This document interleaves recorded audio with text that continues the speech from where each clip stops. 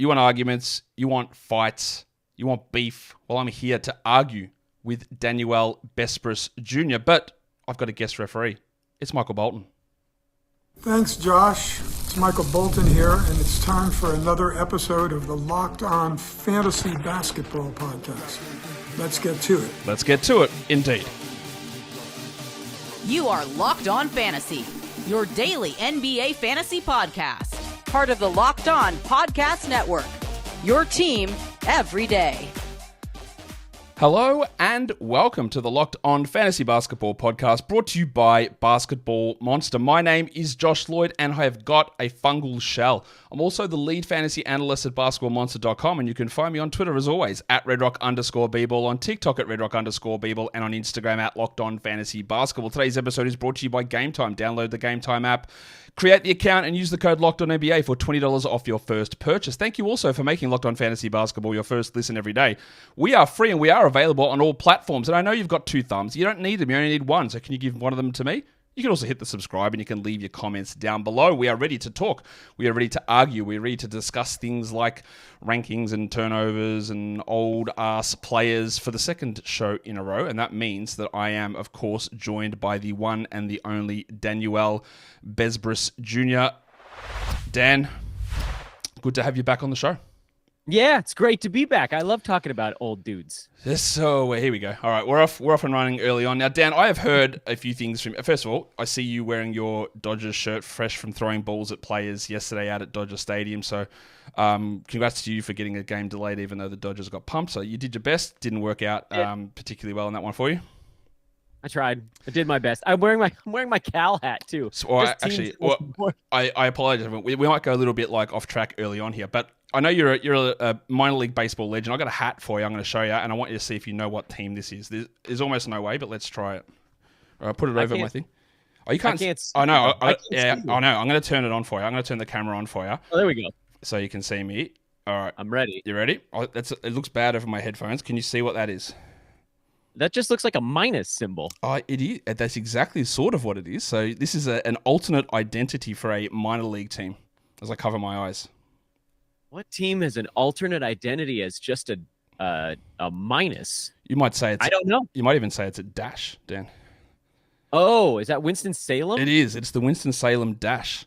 It's their it's their alternate identity instead of the fast-looking ball, where they go with the actual dash, and then people got upset that it wasn't actually a dash, it was actually a hyphen, and they were using the wrong form of punctuation. So then they created another a tertiary identity, which was called the hype hen, which is like a play on words of a hyphen. So it's just like chicken who was running around with his head cut off, basically. So that's that's what you check. I bought like their hat T-shirt, the Winston-Salem hype hens. One of the most unbelievable stories I've ever heard. Anyway, speaking of names, I heard you discuss your name and the way that people mispronounce it on a few of your shows, and people will call Besbris. That never occurred to me either that people would say this. But let me ask you this question about your name, Dan. The etymology of names is really interesting, and we have all these old names like Smith from people who used to be blacksmiths, and Baker and all that sort of stuff, right?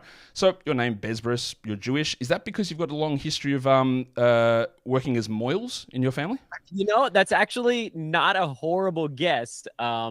It really just has to do with the bris is the translation of the word is covenant, and I've been told that the bes at the beginning is really like bait, so the name translates to House of the Covenant, but really it's like a Yiddishized pronunciation of bait brit that became Besbris. So if you meet like Hebrews from New York, that's probably how they would say it. But if you want to call me Dan Besbris, I'm good with that too. Really culture it up a notch. Dan Besbris. We're here, Dan Besbris, to talk about... Daniel Besbris.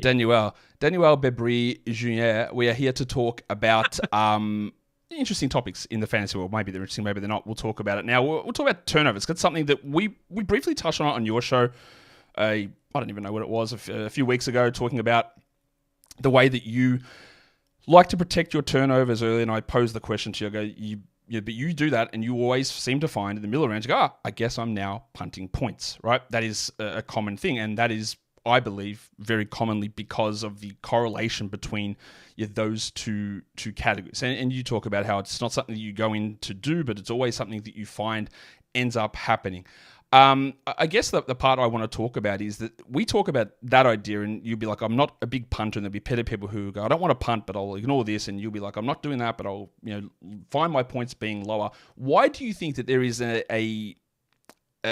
even acceptability, but this idea of you like guarding turnovers means you're going to be less competitive in points and down there, but that's not considered a punt, and people aren't looking at that as like, oh, you're punting, or you've taken away a lot of your ability to work in these categories. But if someone says I'm going in and I'm punting field goal percentage, there's this idea of like, oh, you can't do that, you can't throw away a category.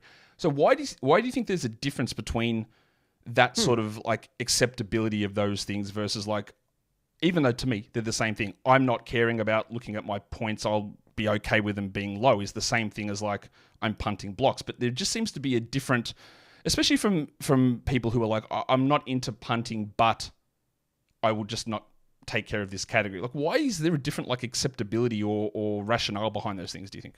Yeah, that's an awesome question, and there's sort of like a flip side to it too. I want to try to hit on both perhaps here. And one thing that you and I talked about a little on my show a couple weeks ago was how even if you're punting points, it's actually still important to get a scorer or two early as long as they're incredibly efficient. So you're actually not really like at the very beginning, so like quote unquote hunting low scoring guys, which of course dovetails into the discussion of like punting something doesn't mean you have to be the worst at it. Like every player you'd pick doesn't have to be, if you're punting free throw, not every player has to shoot 62% from the line on your team. And it's the same kind of thing with points. You want to make sure that you cover the weak categories. But what you're saying is very true. And I've actually kind of seen it from the other side where it's like at the end of drafts, we don't often think about what punting points does to help some of those guys in the same way that it's like, if you're punting field goal percent, everybody and their mother is targeting, Scoot or something like that this year, or turnovers, you're targeting Scoot late. And so you got a bunch of teams looking at that same guy. But if I'm punting points, I might be one of only two teams that's considering putting Al Horford on I say considering. I mean, let's be honest. You're not considering. Yeah, you're not considering. Yeah, he's gonna be on my roster. But it's that it's really weird how there is that dichotomy in two very different ways of looking at it. I think for me at least, and I can't answer for everybody else, I'm not punting points the first couple of rounds specifically because I want someone like I might end up with maybe Kyrie Irving's not a great example of this because he tends to miss 20 ball games, but guards that shoot 50% from the field and 90% at the free throw line are critically important early if you end up punting points late because you need to secure your percentages with your higher volume guys.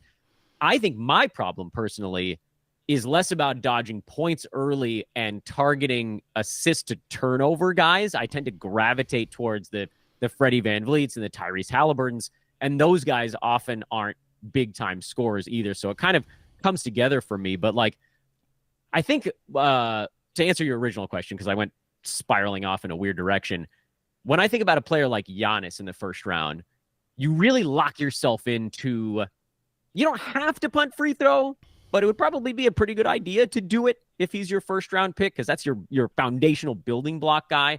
Whereas if you take, let's hypothetically assume that Joel Embiid stays healthy enough to play 60 some odd games, you don't have to punt points. In fact, you have one of the best scorers in the NBA, but he's actually a really awesome first pick to have in a later punt points build. So I think that for me is where there's that difference is I try not to close off my door in the first couple of rounds, but by round 3 and 4, I'm finding these hyper efficient guys. I just like them more.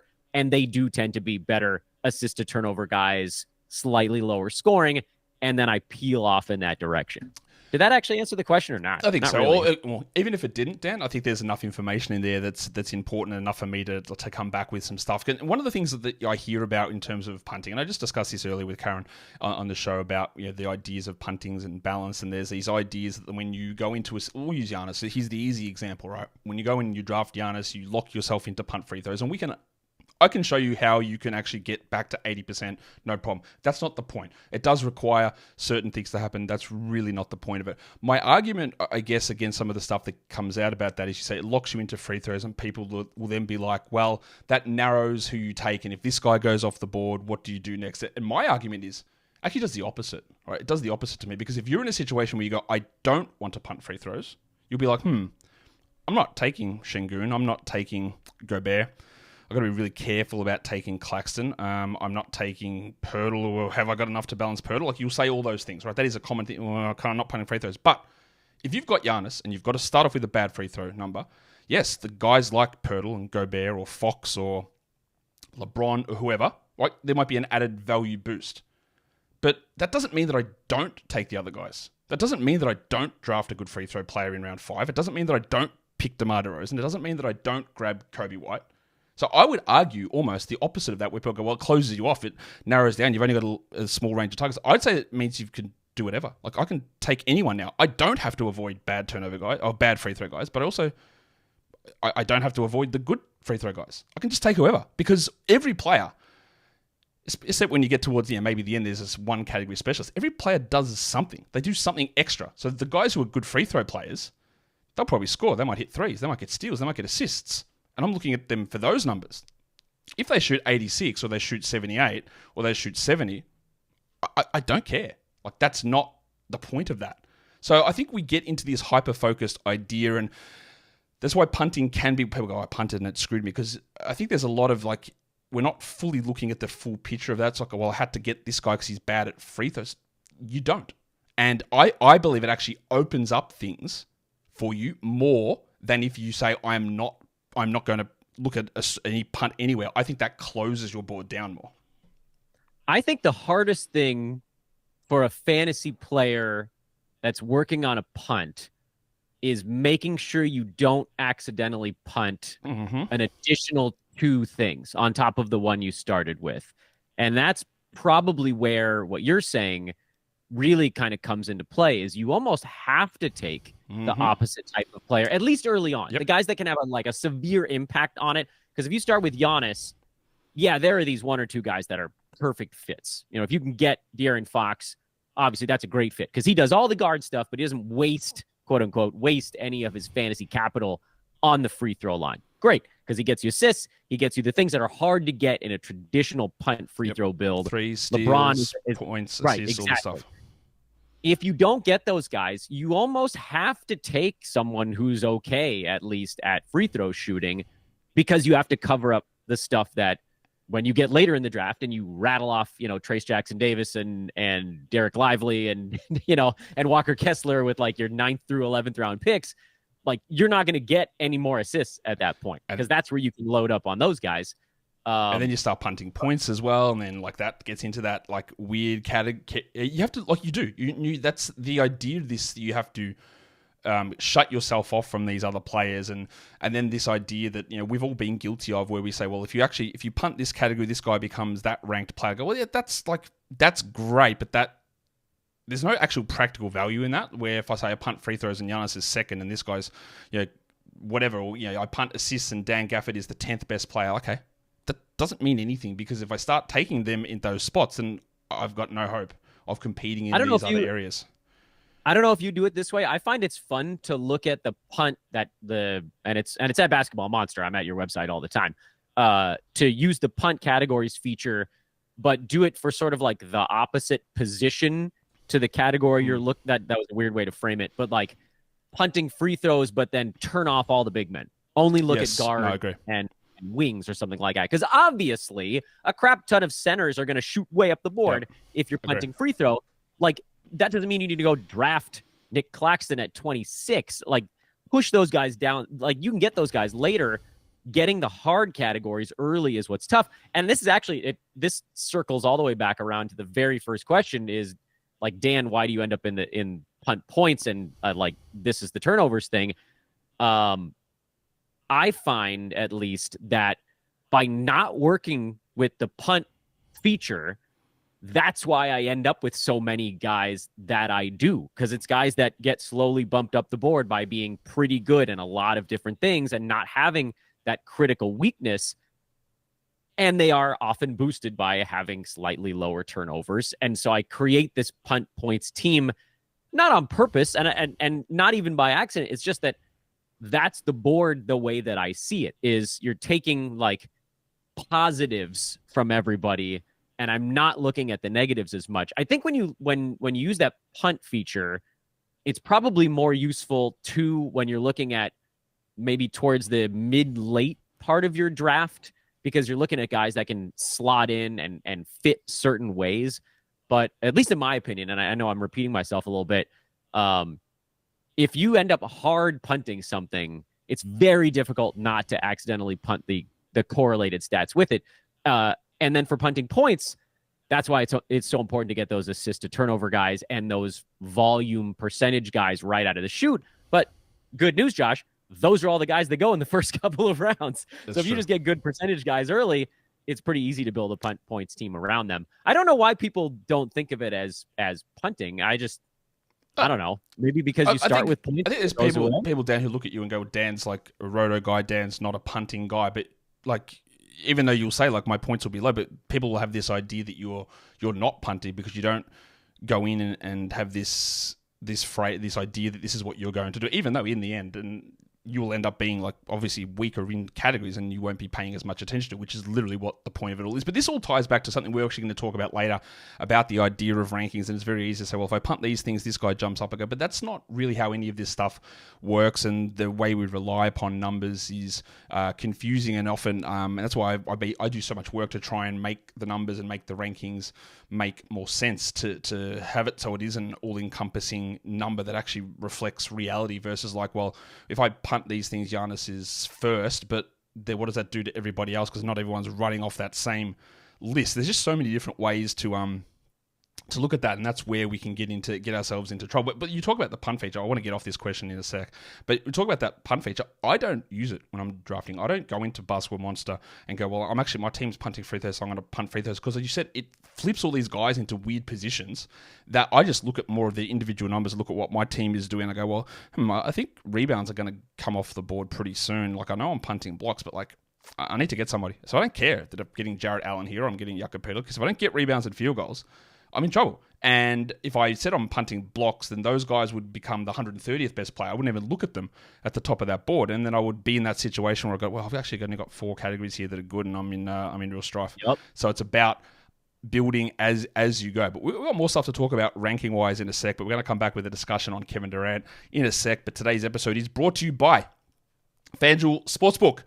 You can start the season with FanDuel with a big return, because it is, of course, America's #1 sportsbook. You can be sitting down, you can be watching your game, you can see something that is developing right in front of your eyes. You can check it out, the live stats on the app, the live play-by-play, whatever sport it is. They've got all of that information for you over at FanDuel. So when you're ready to place those bets in the middle of the game, you can see exactly what's going on and what matches what your eyes are showing. And if you are a new customer, when you sign up, you place your first $5 bet. That's the easy part. You place the $5 bet. The second easy part is they just give you $200 in bonus bets. You don't have to do anything. You don't have to win that bet. You just got to place it, $5, and you get $200 back in bonus bets. So go to FanDuel.com right now, and don't forget to gamble responsibly.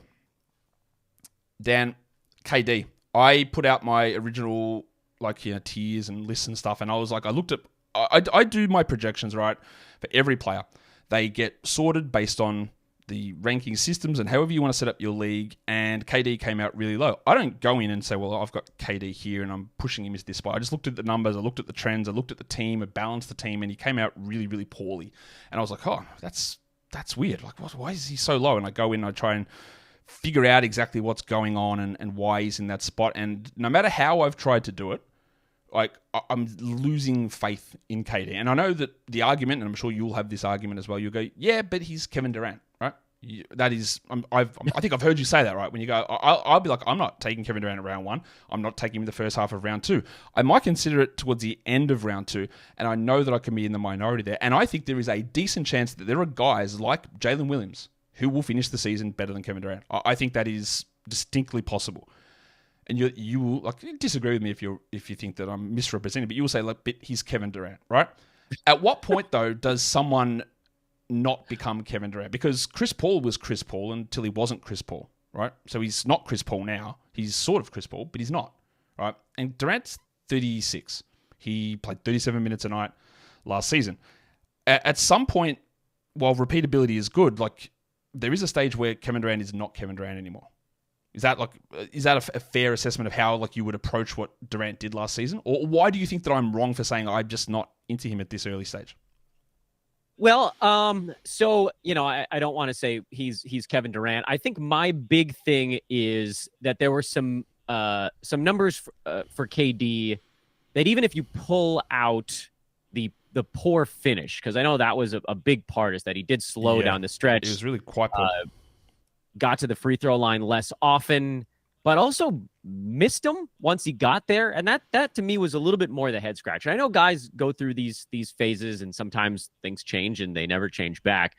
But I think KD shot something like 81% at the foul line the last 2 months of the year. That is correct. And so for me, even if there is a step back in a few things, maybe he is only a 51, 52% field goal guy going forward instead of 53 or 54. Maybe he's not going to take 19 shots a game. Maybe he's not going to take 5.5 to 6 free throws. Maybe those numbers do come back a little bit.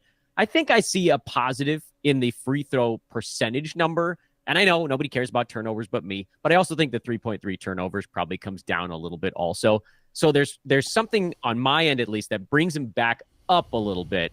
I love the fact that he's now going sort of mid-late second round, or we'll see how the ADP adjusts, but that's the new Yahoo pre-rank has him, I think, at 19 now. Yeah. Which I would love to get him in the middle of the second round, because you get this guy that's a positive in pretty much everything. And everybody knows I like to delay my team build hard decisions as long as humanly possible. And KD in the second round would be like the poster child of, hey, do I need to make a choice on what my team is going to be yet? Well, no, I can take Kevin Durant and I'm going to get pretty good points. I'm going to get probably not that many threes, but I'm going to get okay rebounds and okay assists and okay steals and pretty good blocks and pretty good percentages. And I'll just deal with this. I'll kick the can down the road a little bit. Even if he's not going to be a first rounder this year, in my eyes, I still think he's a second. And sometimes getting a second rounder in the second is good enough, especially when there is a chance that things do get a little bit better for him and could push a little bit beyond that. Yeah, look, I don't think that Durant is going to be like 82 from the line or anything along those lines. The free throw attempt rate was pretty staggering, 2.8 only over the final 16 games. And there are a few things to look at with that. And I don't think this has been discussed enough, is the way the NBA stopped calling free throws in the second half of the season. And players like Durant, and to a lesser extent like a Trae Young even, or even like a Luka, these guys who get the high volume, if there's risk of, that maybe if it's their number one category, should we maybe discount that if they're not getting as much volume? Although the rest of the league's volume is going to be down as well. I've got numerous concerns with KD. I'll read you what I've got him projected at numbers-wise, and then we'll see what you think. So I've got him at 24.5 points, and last season he was at 27.1. So that is a drop, right? Obviously, 2.5 threes, 6 rebounds, 3.8 assists, 0.8 steals, 1.1 blocks, 51 from the field, and 86 from the line. That's what I've got him projected at this season.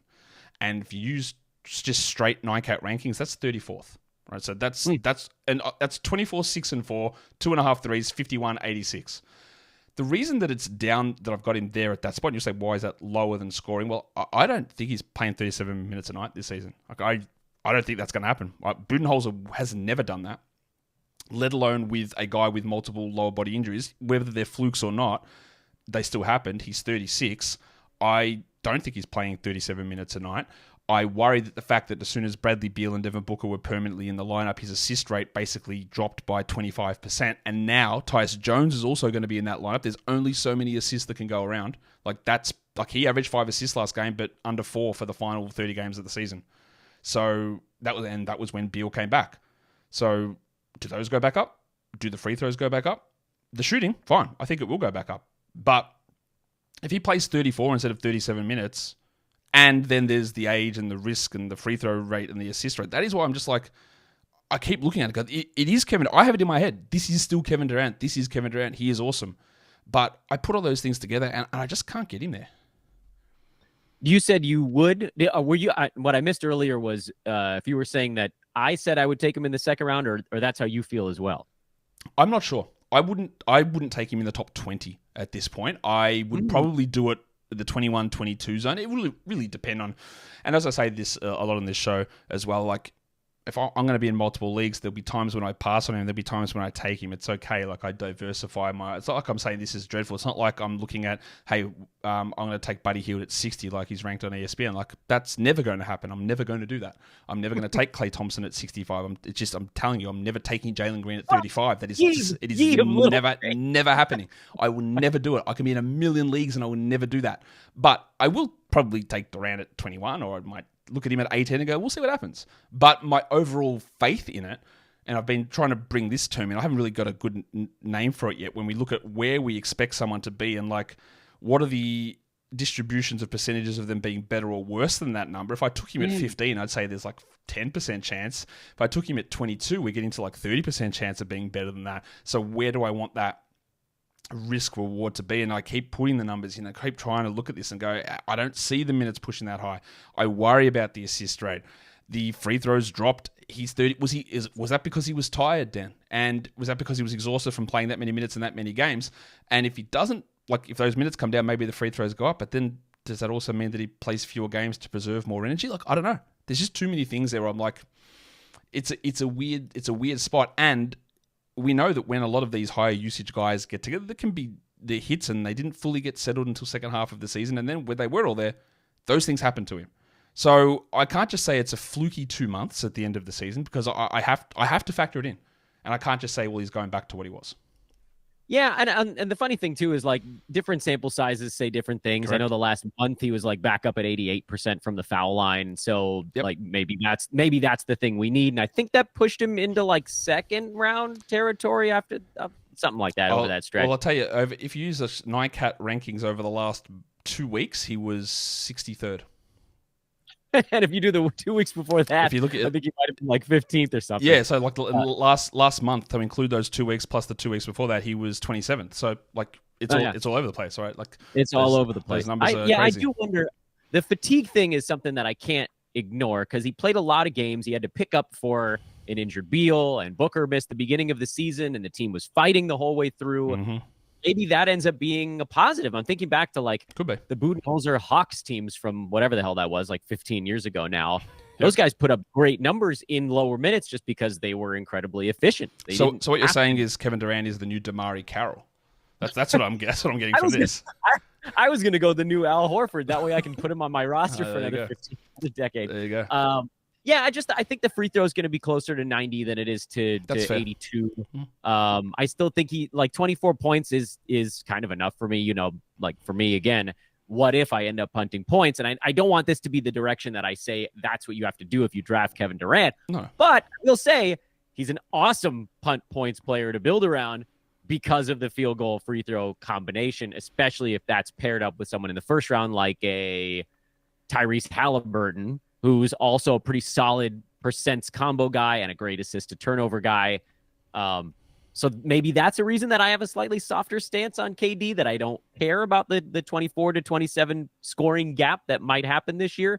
But mostly, and I know this is nuts, I think just having fresh legs is going to do a lot for him. And I hope that that's the thing that carries him through. So I love him late second round.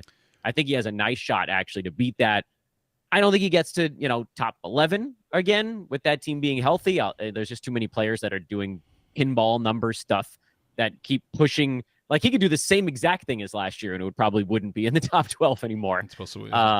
Because I was talking about this with Kat on a show after the trade went down. I was like, he might do what he did back when he was a center in Minnesota when he was number 8, but that would put him at like number 18 now because of how everybody else. One of the best examples of that, right, is like Klay Thompson before the Achilles and before the ACL when he was like 30th or whatever. And then you like transpose those numbers now and it's like 75th. And you go, okay. It's nuts. Okay. It's all relative. Like, oh yeah, Klay was awesome. He was hitting 2.73s. Yeah, that's great. That's what Landry Shamet does in 15 minutes now. So like it's a very different environment. We've got one more topic we're going to talk about. Dan, you'll be surprised to know we've been a little verbose in our chats here. Yeah, I know. Shocking. We'll get back to that in a sec. But today's episode is also brought to you by the Game Time app. Tickets, we love them. We want to go to events. Like Dan, you can go to Dodger Stadium and not throw balls in the crowd. Although, who knows? Maybe there's no more games at Dodger Stadium now as the Padres win the next two at Petco, the best stadium in the Major League Baseball, and get through. But if you want tickets to whatever, Game Time's got it. Game Time Picks. is the feature they've introduced now that cuts the fluff. It shows you the best tickets. It shows you the best options. You don't have to worry about searching through all the different things. It just says, here's the good ones, my guy. Don't waste your time. Just get the ticket and go see your event. But they've got all the other thing too. You can turn on the all-in pricing so you don't get surprised at the end of your transaction with weird fees and transaction fees and like, I don't know, what other random number they can chuck on there. It's all just included. It shows you that number. You've got the flash deals, the pricing that goes down the closer you get to the game. You've got the views from your seat and, of course, the lowest price guarantee. It is all there over on Game Time. So take the guesswork out of buying tickets with Game Time and use the code LOCKEDONNBA. Download the Game Time app, create the account, use the code LOCKEDONNBA, $20 off your first purchase. Terms apply. Again, create the account, use the code LOCKEDONNBA for $20 off. Download Game Time today. What time is it? It is game time. Okay. So, by the way, Petco is a cool ballpark. I was there in July, and the Padres. Ever since we went to, because the Padres are my son team, and he's like crazy about it. And he's converted me to being a Padres. I used to be a Blue Jays fan back in the day, but like he's just too like into the Padres, and so I've been converted to that.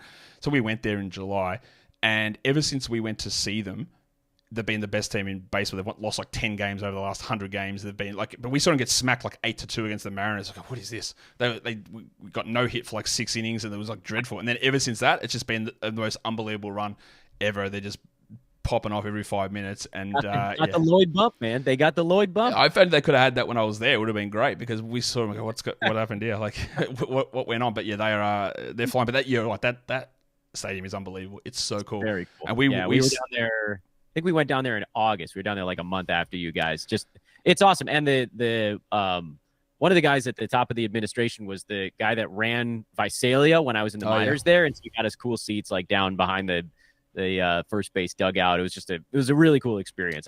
I love Chavez Ravine. I'm a Dodger fan. I'm wearing a shirt that actually has the stadium on it, but Petco is a cool ballpark. Yeah, so we're at Dodger Stadium as well, thanks to Evan Phillips getting us those tickets to go see the Dodgers when we were out there. But like when we were at San Diego, we stayed like at a hotel around the corner. So like we just walked around the corner to the stadium, and then after the game, just got out and walked back. Like just at that night, it was sick. It was right there. It was unbelievable, and we could see it out of our window. We could see the stadium in the hotel. But like I'm sure that's not what people care about, because we want to talk about references to rankings, Dan. And I've said this a lot, and I have been championing this idea.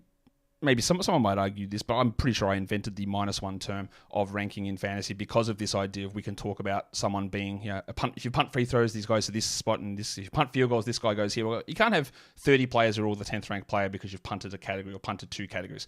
So -1 tries to put that into context by taking out everyone's worst category and saying, well, that's where that makes sense. Now, that's more of an idea for us referencing things as a whole, because when we build teams, again, we want to make sure we're getting the right player at the right time, in the right area. I have real issue with the way that rankings are pushed out, the way that rankings are presented onto sites, and at times we talk about them, and I think that they can be incredibly misleading in the way that they reference it. I'll say this all the time. I even give you the test here as well, Dan. Is that like the straight 9-cat ranking that throws out there? I think is really quite bad at determining the way players are valued. I hear you reference it all the time and say, well, this guy was ranked 30th for the season, and I think there's just real worry about how that stuff is put out there in terms of how the majority of us play. Now, you are a majority Roto player, and that is how this game started, and a lot of these rankings are based on the way that Roto is played, so I get that part of it. But I think we don't do enough of a job, and the sites in particular, of making sure it makes sense for the game style that people are playing.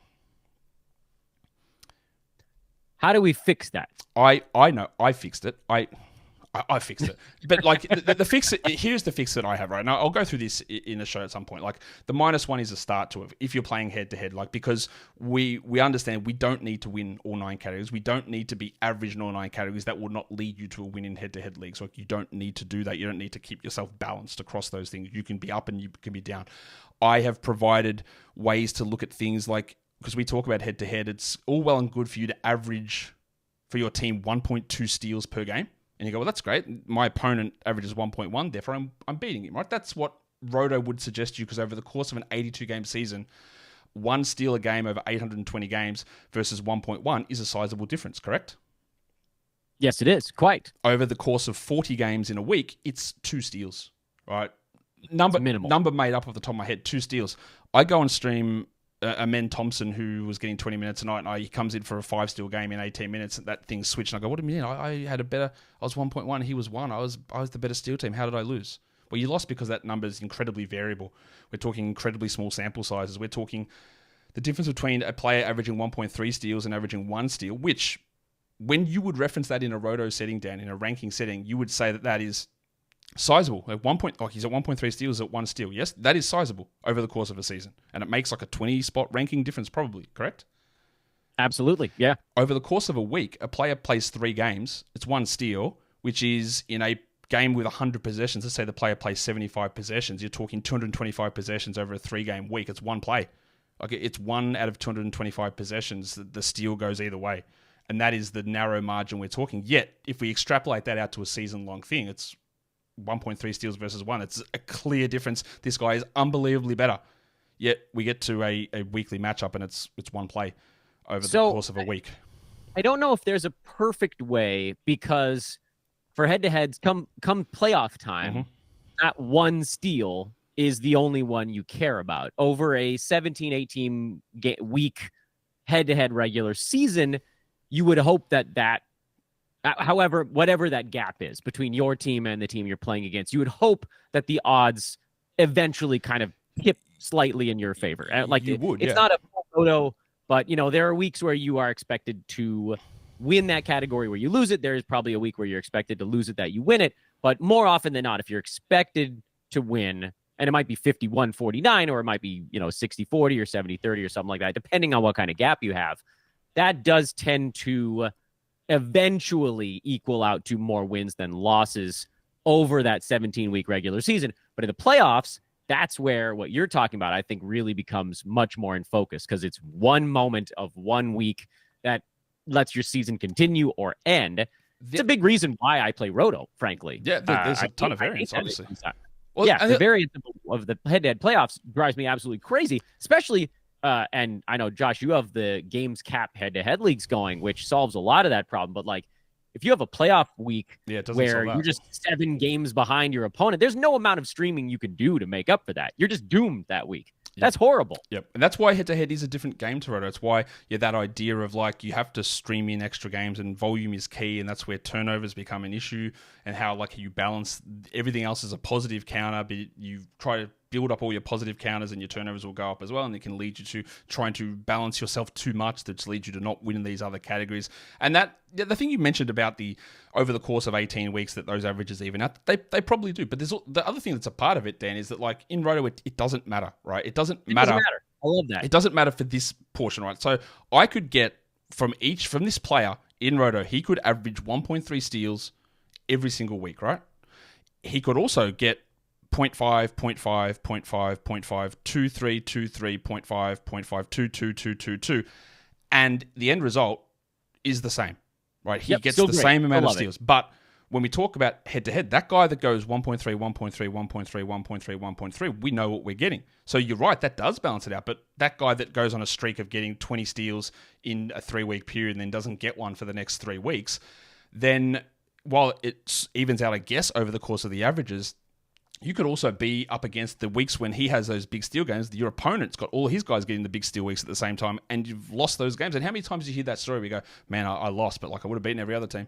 Oh, my steals were better than everyone else, but I lost to this guy this week because of this level of short sample variance that creates a problem.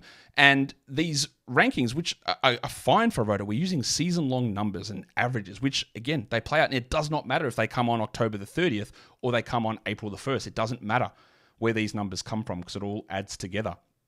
But in head-to-head, it does. And I part of the reason why I put these weights on variability categories, which are day-to-day or year-to-year, is I don't want people to be looking at something when they're drafting and going, well, this guy's going to get me this and he's ranked 40th, so therefore, like, what a steal. I got him at 70. He's ranked 40th. Yet the next season he comes out and he drops from OG Anunoby 2 steals to 1.4 or whatever, and he's 50 spots worse in the rankings. You go, oh, I thought I was set, man. I thought I got the big steal here, and it went all over the place. So I think if you marginalize or reduce your reliance upon those numbers, it gives you a better result.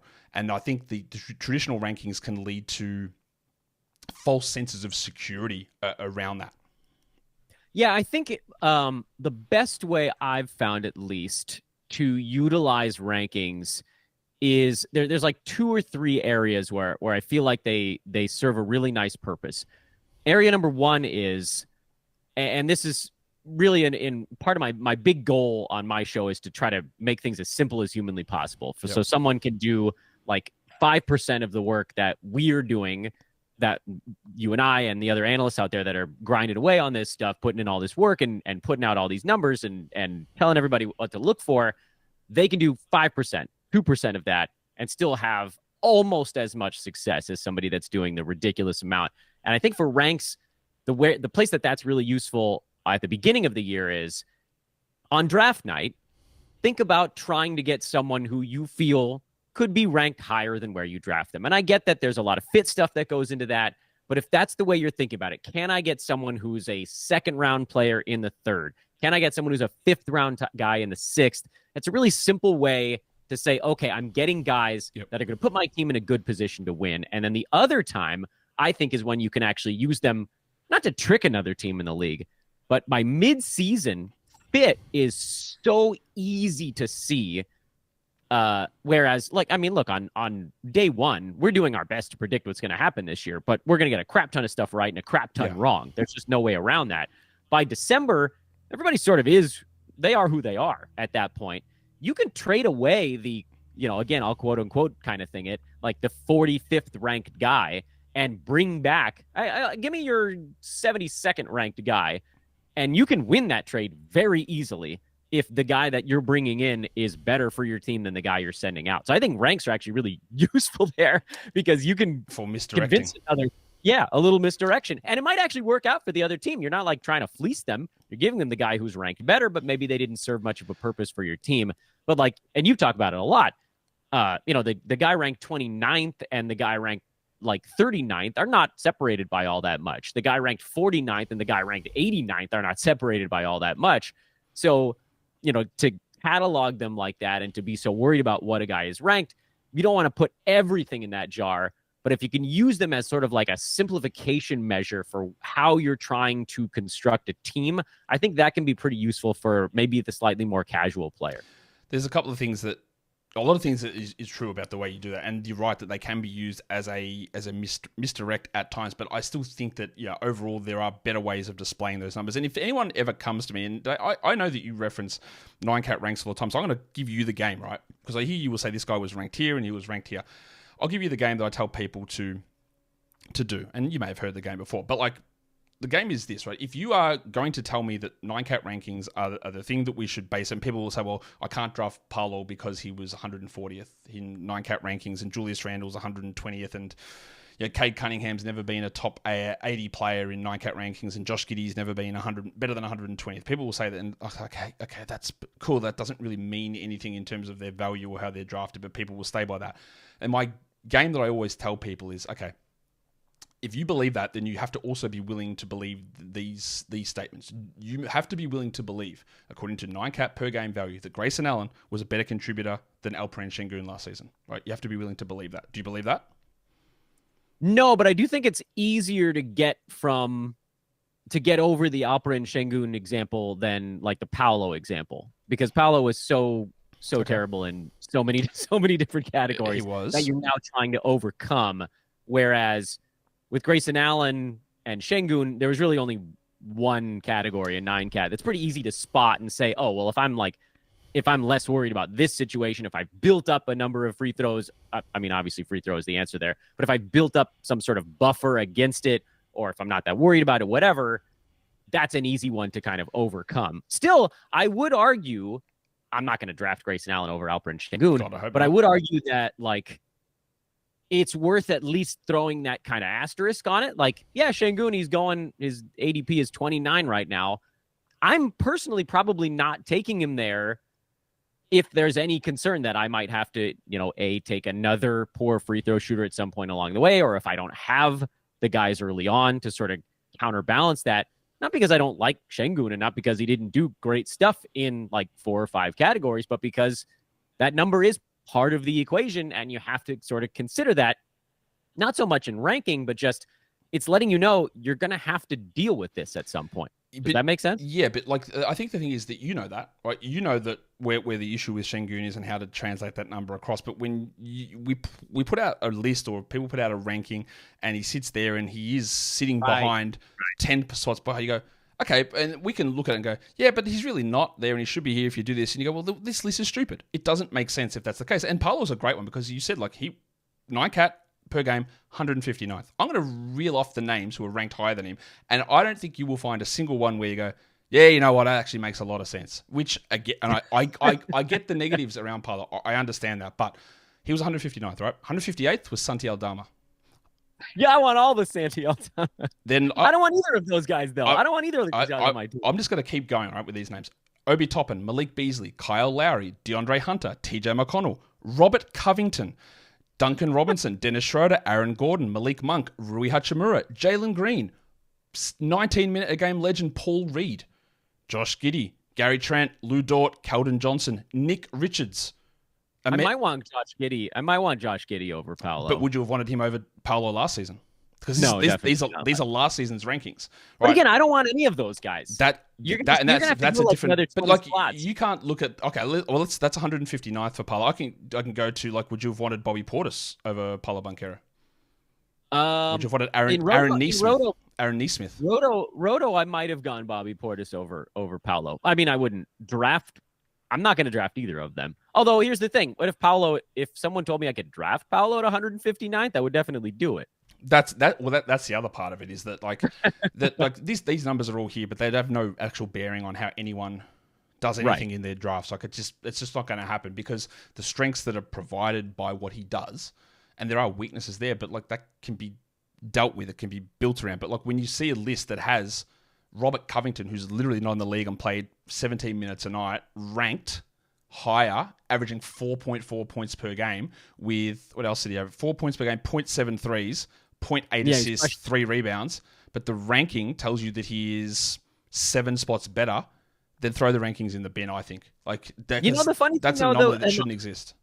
Not that I want to have Rob Covington on my fantasy team right now, but it is funny to think that like basically someone doing nothing was better than the damage that Paolo was doing. But that's the thing, he wasn't though. That's what my argument is. These rankings have built into my head that tell us that the damage that Paolo did was worse than getting like drafting Lonzo Ball last season, basically, like just getting zeros everywhere. But that's tied back to something I talked with Karen earlier today. Is we get into this idea, Dan, and I do it, and you probably do it as well, is when we talk about a player, we look at the standard scores, the Z scores of these guys, and we say a player, he's actually a negative in rebounds, he's a negative in assists, he's negative in steals. He's actually not, because he's still accumulating those numbers. Where you can say there can be negatives is percentages, but we look at this, well, if a guy that did nothing, like Covington's get you 0.8 assists or whatever, but Paolo's still a negative in steals or blocks, but he's still accumulating those numbers. He's still getting something in those numbers. They're still building up. So we can say below average, but this idea that someone's a negative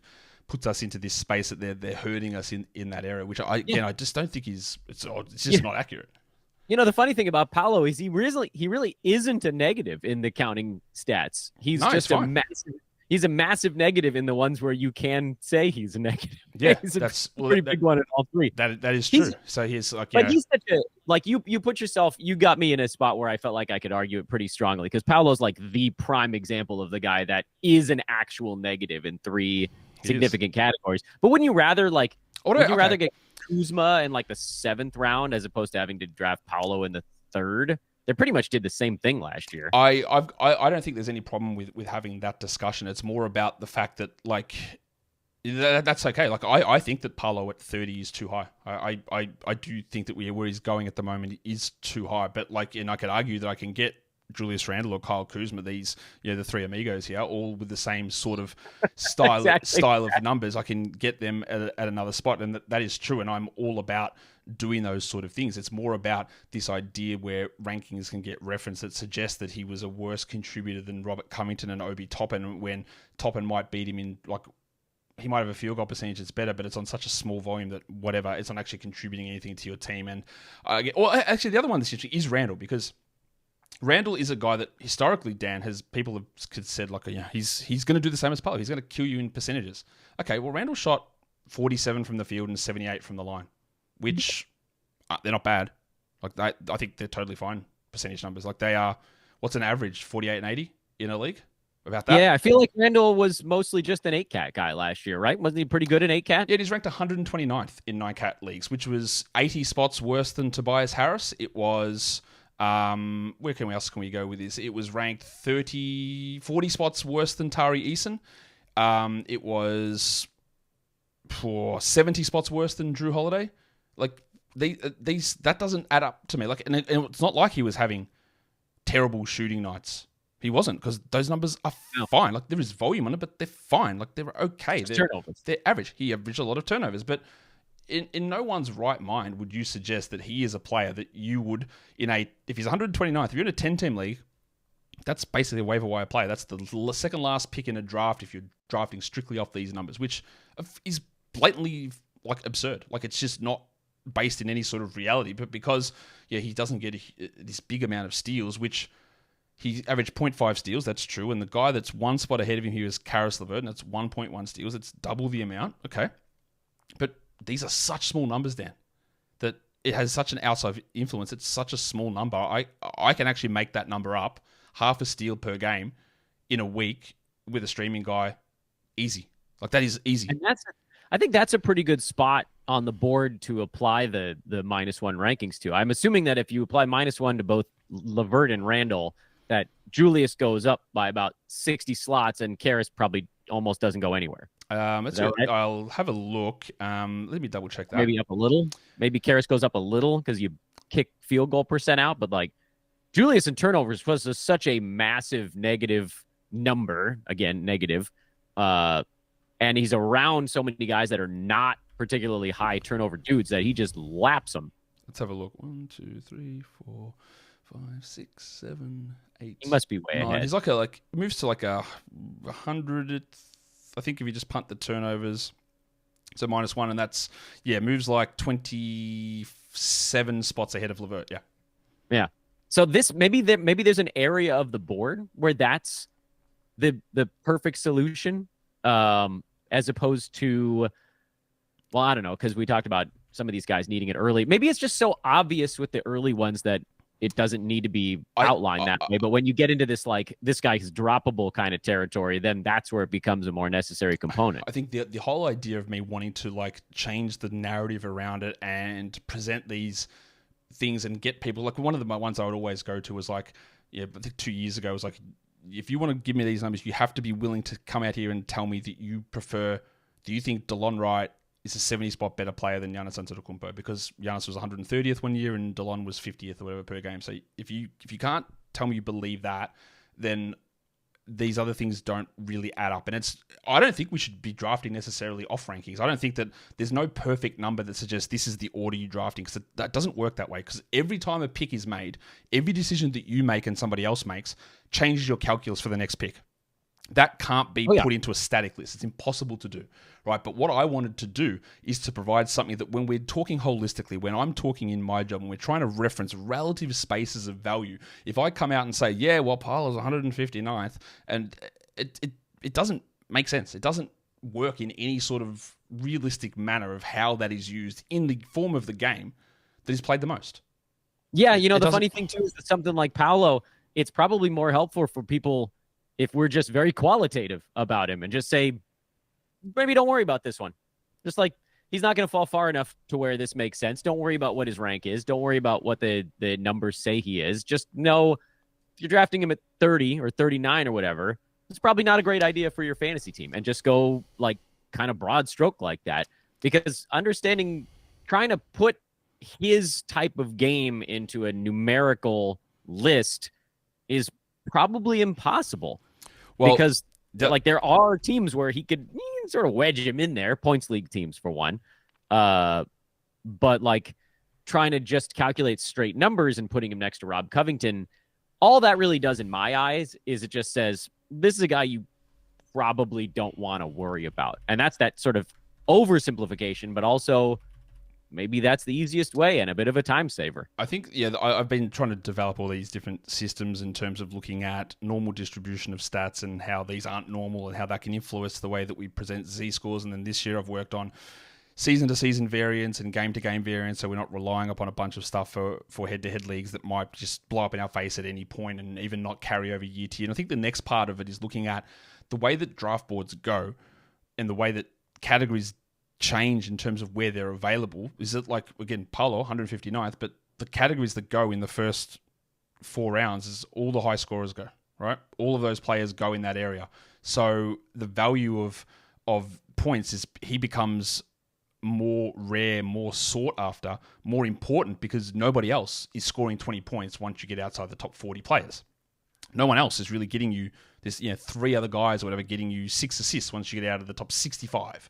And no one's getting you a 24.6 assist, 9 rebound combination anywhere outside of the top 40 or whatever it is. So that understanding of because at the end of a draft, Dan, and on the waiver wire, you'll find 30 guys who hit 2.2 threes. You'll find them, right? They will pop up at any point. There'll be some. Tim Hardaway will have a stretch where he'll hit 2.7 threes per game this season. Malik Beasley will do it. Gary Trent will do it. Grady Dick will do it. Max Christie will do it. There'll be so many guys. No one's popping up and getting you 7 assists a game unless there's an injury. No one's just randomly doing that. No one's randomly coming out of nowhere and just going, well, now I'm on a run of scoring 25 points a game.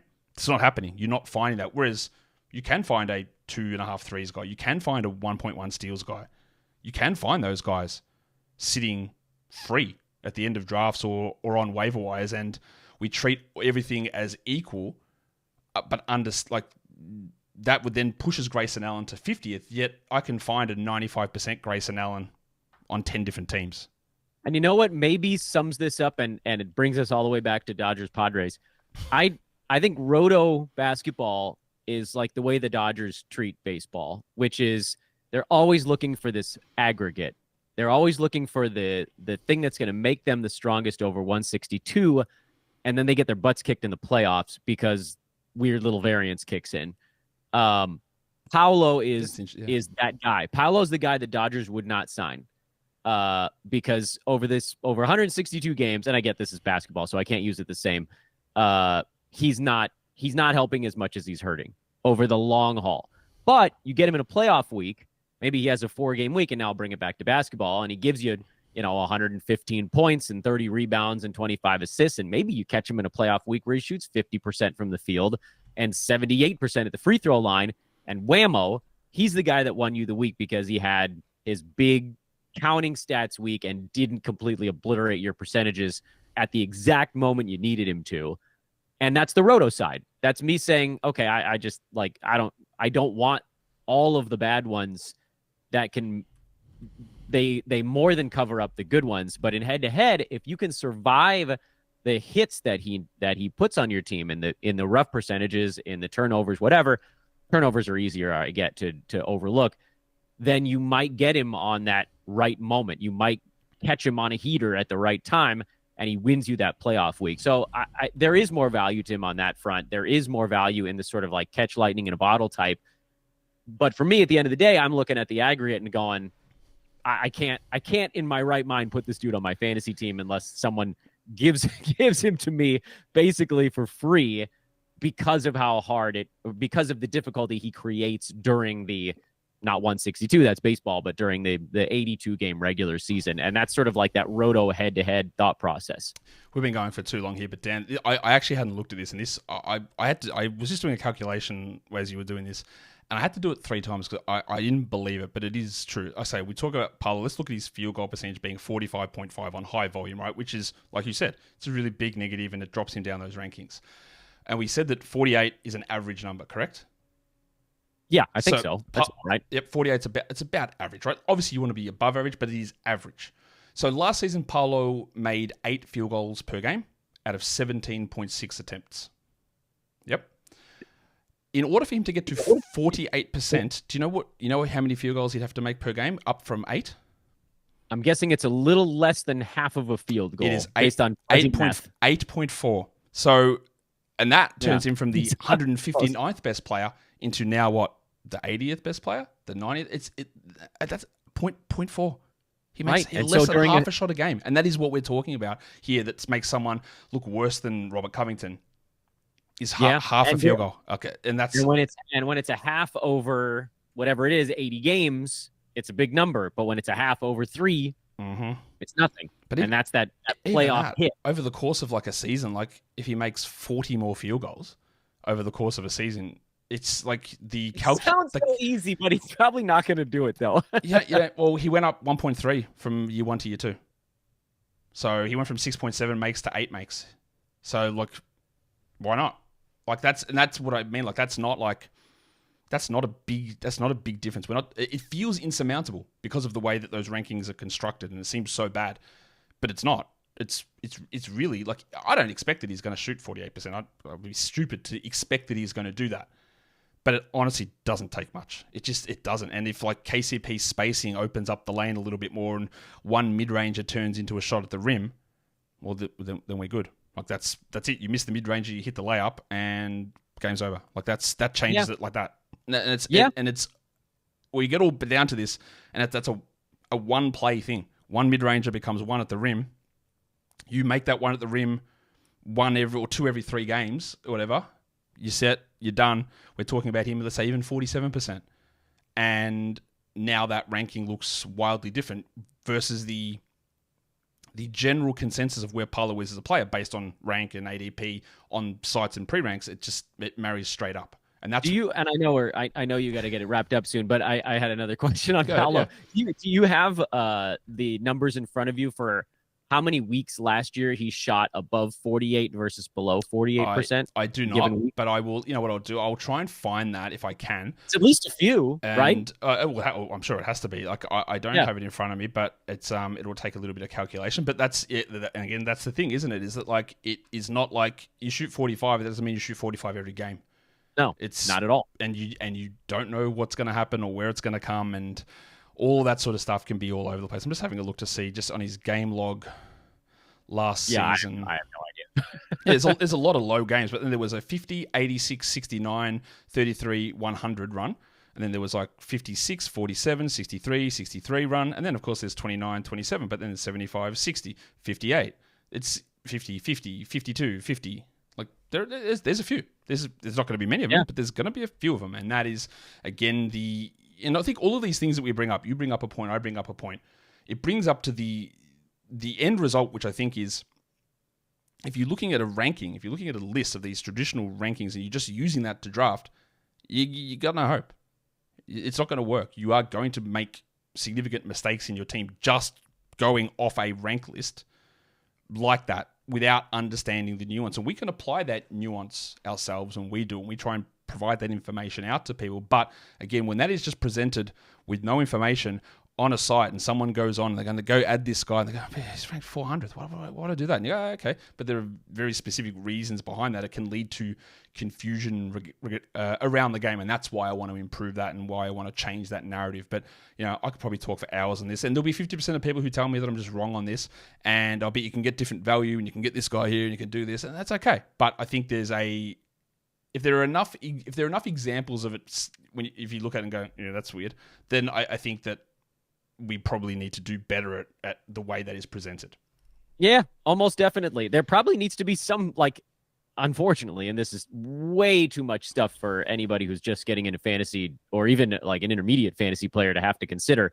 But you basically need 3 or 4 different rank boards that all give you a little bit of information, and you put that together on all the different guys, and you make an assessment, and you figure out how it all fits, and there's literally millions of different ways that you can build your fantasy team. It's part of what makes this fun, but it also is extraordinarily complicated, which is the opposite of what I'm trying to do. It's also when when people go that, what do I do in my first round? I go, you know what? You can do sort of whatever, because you can fix it. You're all good. We can fix it. Unless you're doing something dumb, unless you're saying I'm taking old mate Landry Shamet in round 2, then you're in real trouble. But don't stress what you're doing at this particular spot that much when the guys can be that close, because they are all good, and we can fix this, and we can change it, and we can make many decisions in many different areas, and that's how all of this works. We are working with small numbers and variances that those changes can be very quick, very rapid, very large. And speaking of large and rapid, Dan, that is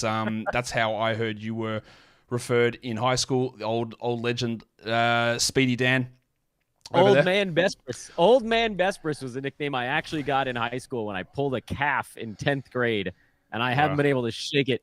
What the hell was I in 10th grade? 15 years old? Wow. I haven't been able to shake it in almost 3 decades. Well, I definitely didn't pull my calf there as an old man injury. I pulled my groin, and then I also suffered an injury at the same time. So, Dan, I will leave you. I did actually pull my groin, my adductor. I actually did. That's probably that broken arm, concussion. They were my high school injuries. Broken nose. Goodness gracious. Yeah. So did you play sports in high school then? Yeah. I played I played cricket, and that was where I actually had like semi-stress reaction through my back from playing cricket, and that's where I did my groin, and then playing Australian football is where I broke my arm, my nose, and concussion. That's why I've got so much CTE right now.